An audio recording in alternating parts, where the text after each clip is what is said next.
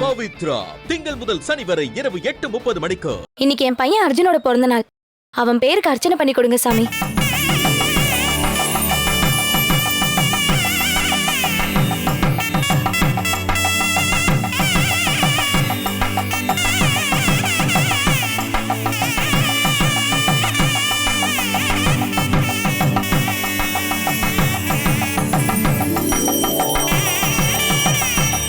ஓம் அங்கையர்க்கன் அம்மையே போற்றி, ஓம் அகிலாண்ட நாயகியே போற்றி, ஓம் அருமறையின் வரம்பே போற்றி, ஓம் அறம் வளர்க்கும் அம்மையே போற்றி, ஓம் அரசலங்குமரியே போற்றி, ஓம் அப்பர்பிணி மருந்தே போற்றி, ஓம் அமுத நாயகியே போற்றி, ஓம் அருந்தவ நாயகியே போற்றி, ஓம் அருள் நிறை அம்மையே போற்றி, ஓம் ஆறுமுகத்தின் அன்னையே போற்றி, ஓம் ஆதியின் பாதியே போற்றி, ஓம் ஆளாள சுந்தரியே போற்றி, ஓம் ஆனந்தவல்லியே போற்றி, ஓம் இளவஞ்சி கொடியே போற்றி, ஓம் இமயத்தரசியே போற்றி.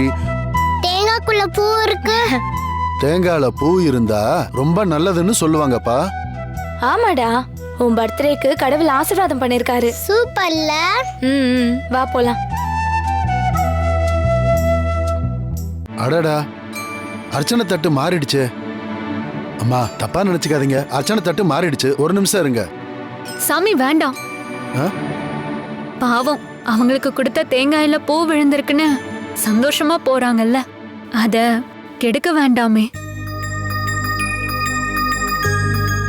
எப்படி பார்த்தாலும் நான் கொடுத்த தேங்காயில பூ விழுந்திருக்குன்றது எனக்கு சந்தோஷம்தான். நல்லது, வாங்க. பாட்டி, ஒரு நிமிஷம் இதை பிடிங்களேன், நான் வரேன்.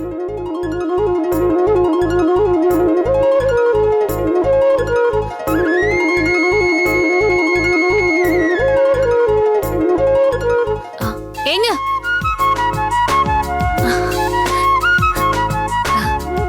உன் பேரு அர்ஜுனா? ஆமா. Happy birthday. தேங்க்ஸ்க்கா. உன்னோட பர்த்டேக்கு நான் ஒரு gift கொடுத்தா வாங்கிப்பியா?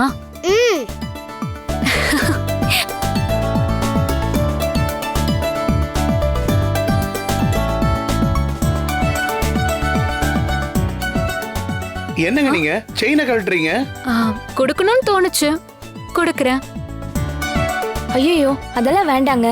சாமி சன்னிதானத்துல வச்சு ஒருத்தர் கொடுக்கறத வேண்டான்னு சொல்லக்கூடாது. இது சாமியே தரா மாதிரி, வாங்கிக்கோங்க.